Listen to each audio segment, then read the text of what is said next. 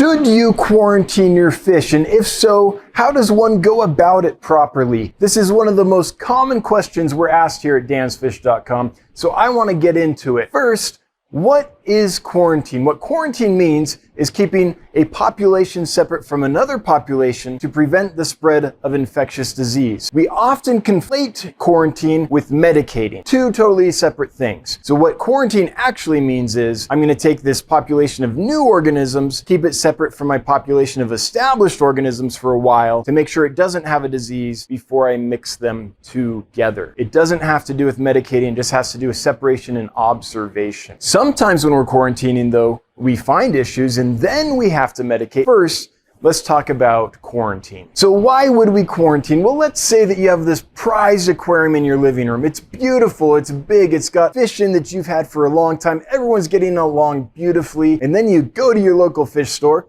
or go to dansfish.com and you see a fish that's just amazing and you want to add it to your established aquarium. Well, you can do that, but there's going to be some risk. If you get that new fish and put it right into the aquarium, that fish might have issues that you don't see and you might spread that disease to your aquarium. So we quarantine, we keep that fish separate, we observe it carefully, we make sure that everything's good, and we do that for a couple weeks to maybe a month before we add it to our established aquarium. So it's all about risk mitigation. By separating the new fish for a while and observing to see if they have a problem before we put them in with our established fish, we are much less likely to introduce a disease into our established aquarium. That's the benefit of quarantining. And I think when possible, we should quarantine all the time because it's a great risk mitigation technique. There's a couple things to keep in mind when you're quarantining. Mainly what we're trying to do is observe the fish. So I would recommend using an aquarium or some kind of plastic container you can easily see through to do this. I would not recommend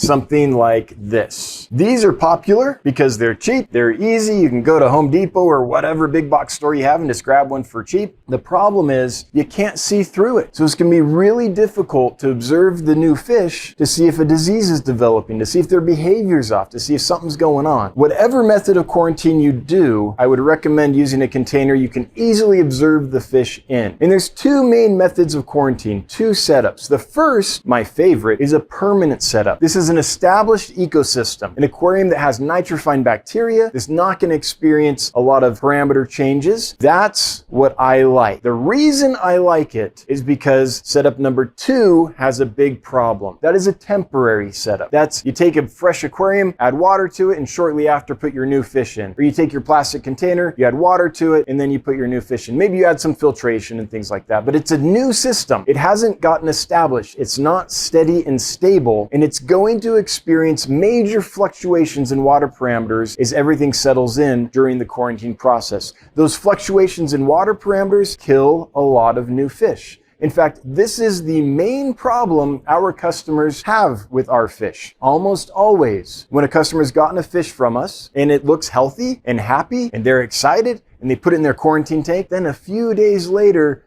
things start going wrong when we dig in deep and find out how was that set up? How long has it been set up? Test for ammonia and all these things. We find that they were put in a temporary quarantine setup and that ammonia is reading on the test strips. So that's the reason I don't like the temporary setup as much. It's not stable. Ammonia can spike easily, and when ammonia does spike, it's a stone cold fish killer. Any readable ammonia is going to be a high stress, if not straight up toxin to your fish. So that's why I prefer the first method. Now, one way to create an established tank and keep it nice and bioactive between bouts of quarantine is to use critters. You can put shrimp in it, you can put snails in it, you can put scuds in it, you can put blackworms in it and feed them, and then you have a nice food population for when your new quarantine fish go in that tank. But there's ways to do it to keep that tank nice and bioactive and stable without having fish in the tank if you want to do that. Then the tank's always available. But there is one major advantage to a temporary setup, and that is if you need to use a medication to treat your fish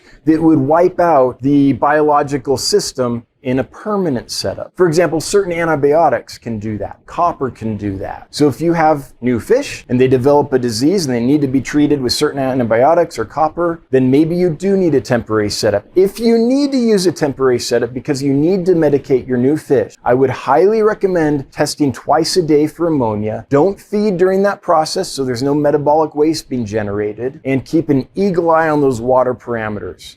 You do not want ammonia developing in that aquarium. Now, there are lots of issues that fish can develop that can be treated in a permanent setup. Ick, for example. Ick-X, I've treated in many permanent setups in all kinds of water conditions, and I've never had it crash the biological filter system. There are some things you can do in a permanent setup, but if you need to bring out the big gun, a temporary setup might be necessary. Just be very cautious. Ideally, I would not use a temporary setup as my default though. I think in an ideal scenario, you have your permanent setup, you get your new fish, you put them in there, and you just observe. And if they're doing great, fine, that's awesome. If they do good for however long your quarantine period is, great, you're done. But if during that quarantine period they develop an issue that needs a medication that will wipe out your biological filtration system, then I would set up a temporary aquarium to use those medications in. Otherwise though, I think a permanent setup is far superior for when you bring new fish home and need to quarantine. How long should you quarantine? As long as you're comfortable with. The longer you do it, the safer the bet that the fish are clean before you add them to your new aquarium. There is one caveat though. Quarantine is never 100% effective. And the reason is there are diseases that fish can carry that don't affect them. They're immune to the disease, but that other fish are not immune to. If you get new fish and you quarantine them for a long time and everything looks good, you're like, yeah, I'm gonna put them in my nice, beautiful established tank. Those fish could be healthy, but they could still carry something that could wipe out the other fish. The good news is that's very rare. In the several years I've been keeping fish, I think that's happened like a handful of times only. All quarantine is risk mitigation. It's not 100% sure thing. So keep that in mind. If you have a big, beautiful tank full of expensive fish and you've had them for years and they're your pets and it's perfect, is it worth taking that small risk to add a new fish? If you like this stuff, if you wouldn't mind taking a moment to like and subscribe, we're trying to grow the channel. We're trying to grow our subscription base, and we'd love if you subscribe. If you want to learn more about aquarium fish, we do a live stream every Wednesday at 9 p.m. Eastern time at the Dance Fish YouTube channel. I'd love to see you there. And I wouldn't feel right closing this video without thanking our customers and everyone who's a member of the Dance Fish channel. Thank you to the Fishmonger crew. Appreciate you all. Until next time, bye-bye.